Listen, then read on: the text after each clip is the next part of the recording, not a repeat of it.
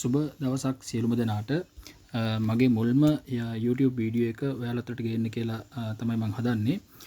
ඇත්තටම මගේ YouTube channel එකේ ඔයාලට ඉස්සරහට දකින්න බලන්න පුළුවන් වෙයි ගොඩක් වීඩියෝස්. ඇත්තටම ඉලෙක්ට්‍රිකල් සම්බන්ධයෙන් වැඩ කරන අයට ගොඩක් ප්‍රයෝජනවත් වෙයි කියලා මම හිතනවා.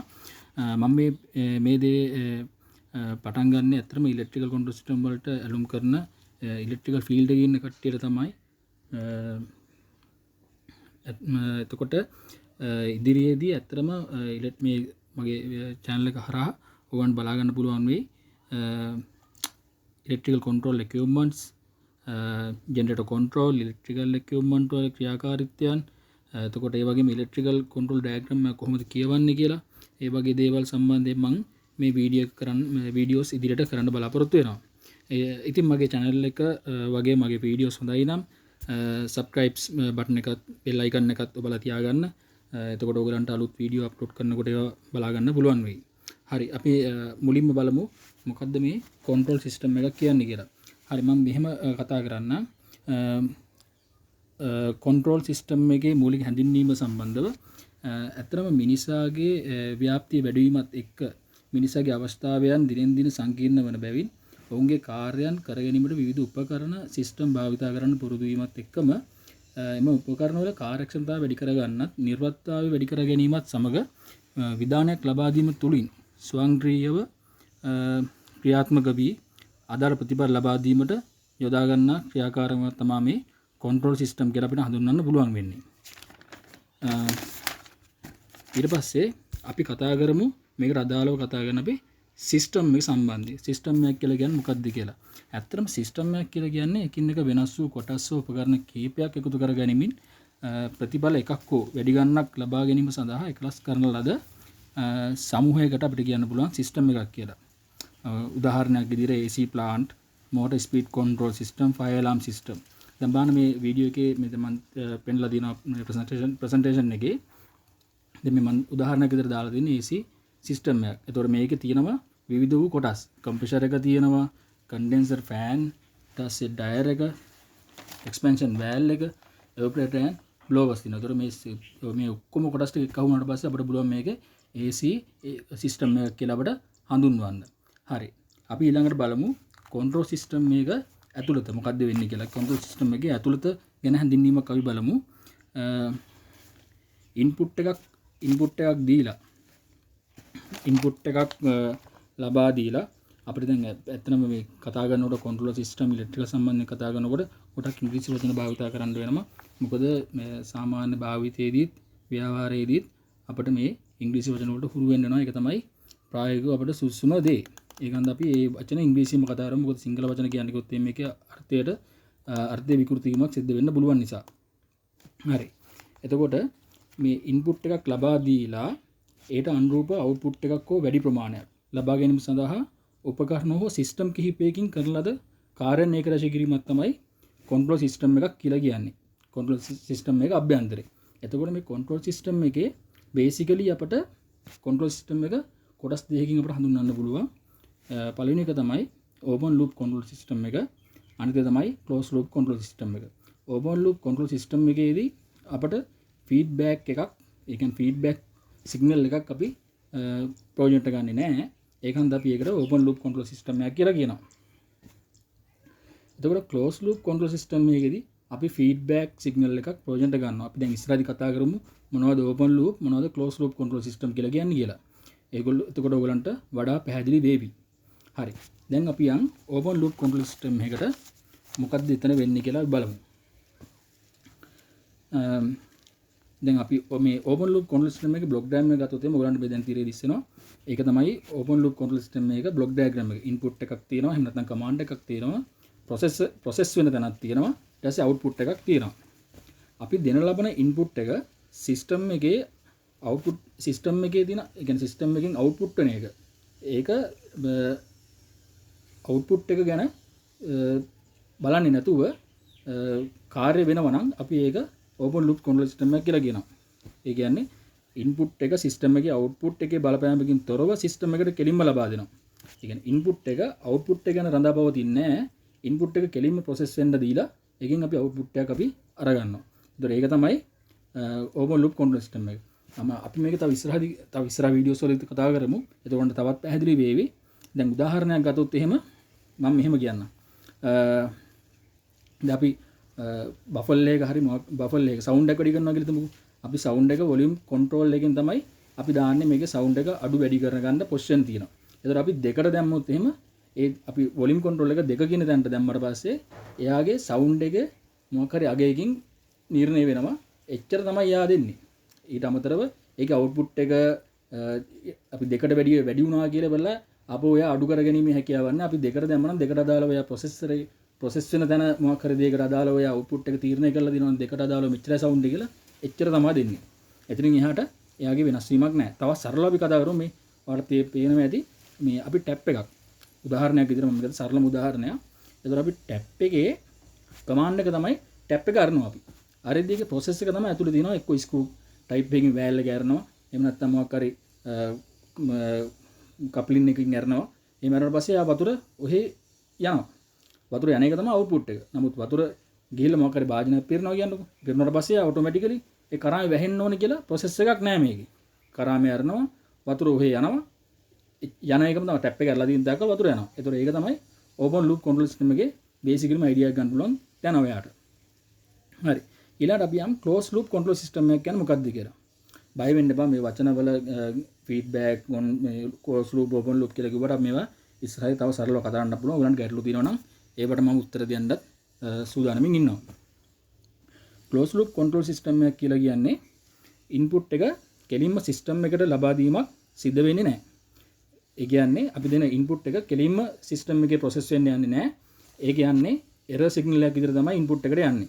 ඒ කියන්නේ එයා හැමතිස්සෙම එයාගේ අවුට්පුට් සිග්නල් එක ගැන සැලකිලිමත් වෙලා ඒකට අදාළව තමයි එරර් සිග්නල් එකක් විදියට මේ ප්‍රොසෙස් වෙන්න දෙන්නේ. දැන් ඔයාලා මේ බ්ලොක් ඩයග්‍රෑම් එකේ පේනවා ඉන්පුට් එකක් තියෙනවා, එරර් මෙෂරින් ඩිවයිස් එකක් තියෙනවා. එරර් සිග්නල් එකක් තමයි ඊට පස්සේ අවුට් වෙන්නේ. ඊට පස්සේ ප්‍රොසෙස් වෙන දණක් තියෙනවා, අවුට්පුට් එකක් තියෙනවා. නමුත් අවුට්පුට් එක යම්කිසි කාර්යයක් වෙන්න පුළුවන්. මොකක් හරි දෙයක් හැරෙනවා වෙන්න පුළුවන්, නැත්නම් හොයිස්ටිං ඒ කියන්නේ ඉස්සෙනවා වෙන්න පුළුවන්. අන්න ඒකට අදාළව එයාගේ බිල්ඩ් අප් වෙන ෆීඩ්බැක් සිග්නල් එකක්. ඒ කියන්නේ එයාගේ වෝල්ටේජ් එකක් ගන්න පුළුවන්, කරන්ට් එකක් වෙන්න පුළුවන්. ඒ දේ එයා ෆීඩ්බැක් එකක් විදිහට ආපහු ගන්නවා එයාගේ එරර් මෙෂරින් ඩිවයිස් එකට.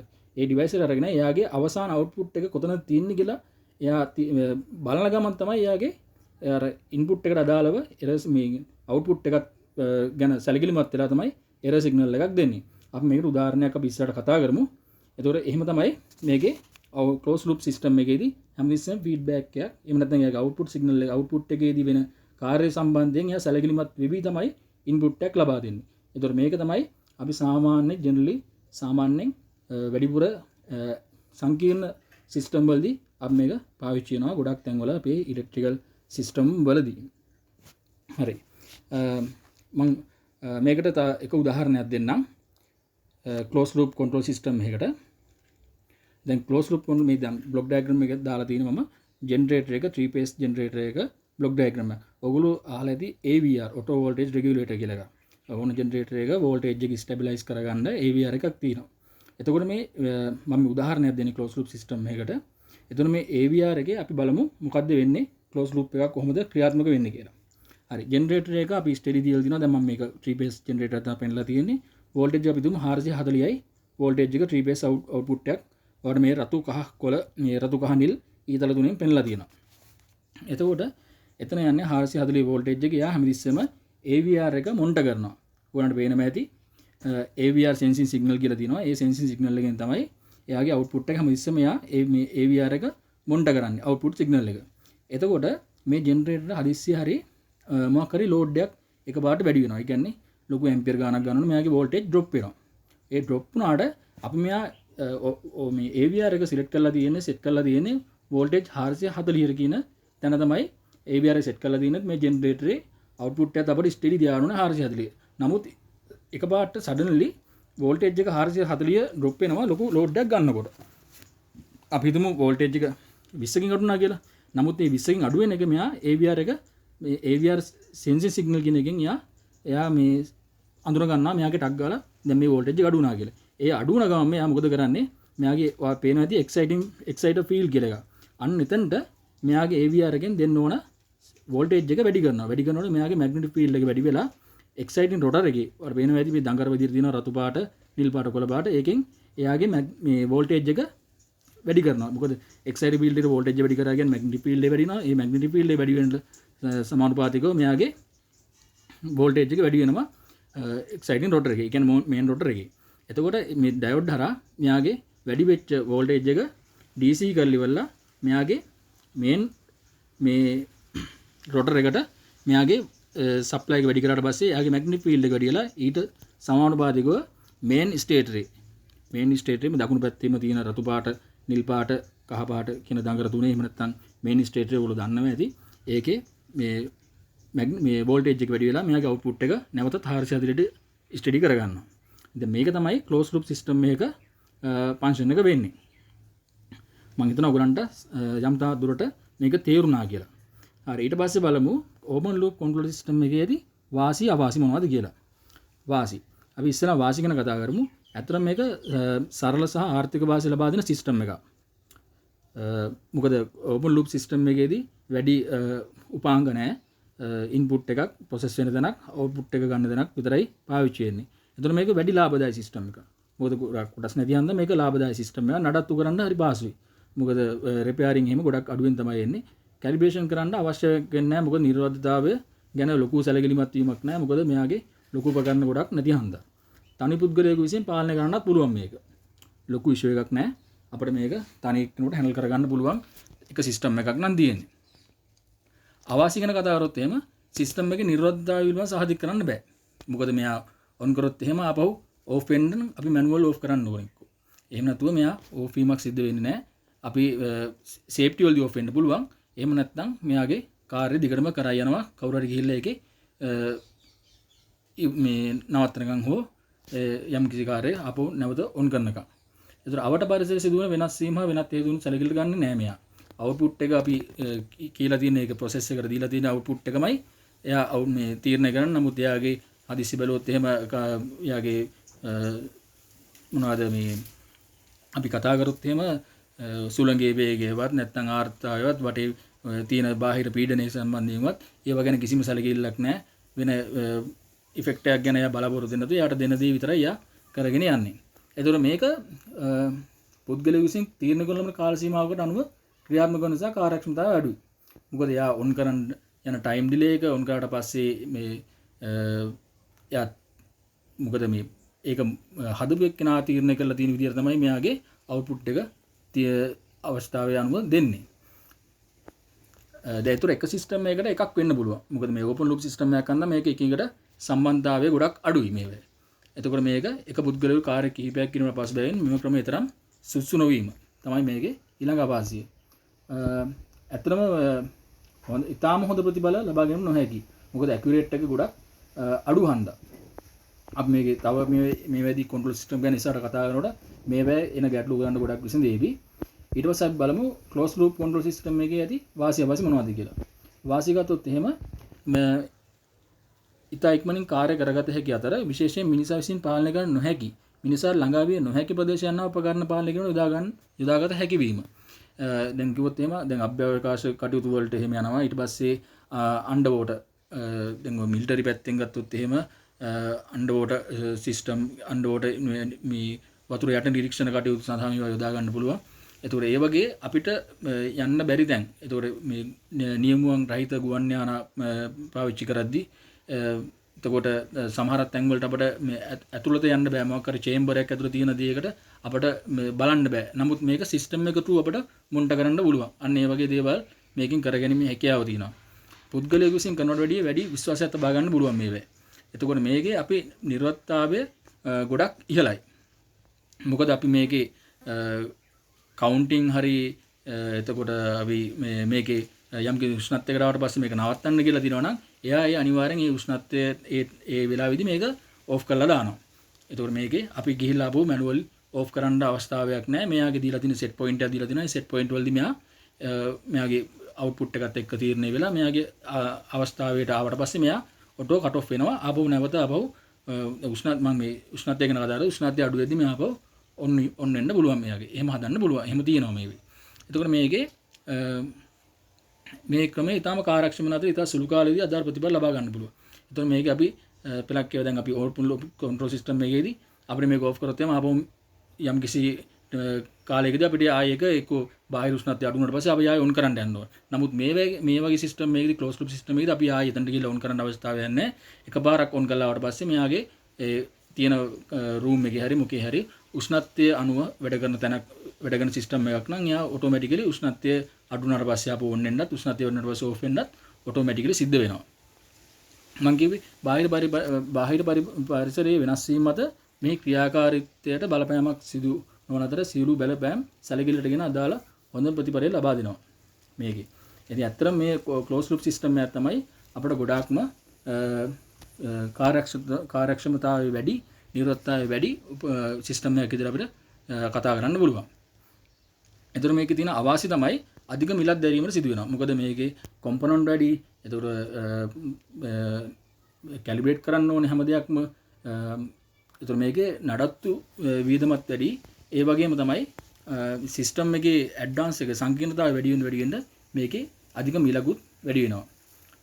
එතකොට මේකේ දෝෂ එන ප්‍රමාණයත් වැඩි වෙන්න පුළුවන්. මොකද මේකේ සිස්ටම් එකේ සංකීර්ණතාවය වැඩි වෙද්දී එන ෆෝල්ට් එකක් ආවට පස්සේ ෆෝල්ට් එක හොයාගන්නත් ටිකක් අපහසුයි. නමුත් දැන් ෆෝල්ට් ෆයින්ඩින් වලටත් මේ ක්ලෝස් ලූප් සිස්ටම් එක හරහාම යම් කිසි ෆෝල්ට් එකක් ආවට පස්සේ අපිට ඒ ෆෝල්ට් එක අයිඩෙන්ටිෆයි කරගන්නත් මෙතඩ් තියෙනවා මේ වගේ. අපිට ඒකෙන් එතකොට ඒ ගැටලුව නිරාකරණය කරගැනීමේ හැකියාවක් තියෙනවා. හරි. ඊට පස්සේ මේ කන්ට්‍රෝල් සිස්ටම් එකේදී අපි බලමු මේ ක්ලෝස් ලූප් සිස්ටම් මොකටද වැඩිපුර පාවිච්චි වෙන්නේ කියලා.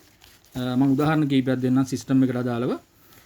thermostat heater, sun seeker solar system, voltage stabilizer, missile launcher, auto engine, inverter AC, automatic toaster, fin stabilizer, marine පැත්තෙන් ගත්තොත් එහෙම gyro, autopilot කියන සිස්ටම් වලටත් මම මේ උදාහරණ කීපයක් විතර දුන්නේ. ක්ලෝස් ලූප් සිස්ටම් එක තමයි පාවිච්චි වෙන්නේ. එතකොට මේ කන්ට්‍රෝල් සිස්ටම් එකේදී අපි තව කතා කරනවා නම් අපිට කතා කරන්න පුළුවන් මේකේ නිර්වද්‍යතාවය උපරිමයට තියෙන්න ඕන. කන්ට්‍රෝල් සිස්ටම් එකක් වුණාම තියෙන්න ඕන ප්‍රධානම දේවල් තමයි ඇකියුරේට් එක තියෙන්න ඕනේ. ඒ කියන්නේ නිර්වද්‍යතාවය හරියටම තියෙන්න ඕනේ. කන්ට්‍රෝල් සිස්ටම් එකක් වුණාම ස්පීඩ් එක මොකක් හරි දෙයක් ක්‍රියා කිරීමේදී වේගවත් බව හොඳටම තියෙන්න ඕනේ. ඒ වගේම තමයි ස්ටැබිලිටි එක කියන එක. ඒ කියන්නේ එයා යම් කිසි දෙයක්කට ගියාට පස්සේ එයාගේ වෙනස් වෙන ප්‍රමාණය ඉතාමත් අවම වෙන්න ඕනේ. එයා ටක් ගාලා ස්ටේබල් වෙන්න ඕනේ එයාගේ අදාළ කාර්යයේදී. අන්නේ තුනම තියෙන්න ඕනේ කන්ට්‍රෝල් සිස්ටම් එකක් සාර්ථක වෙන්න.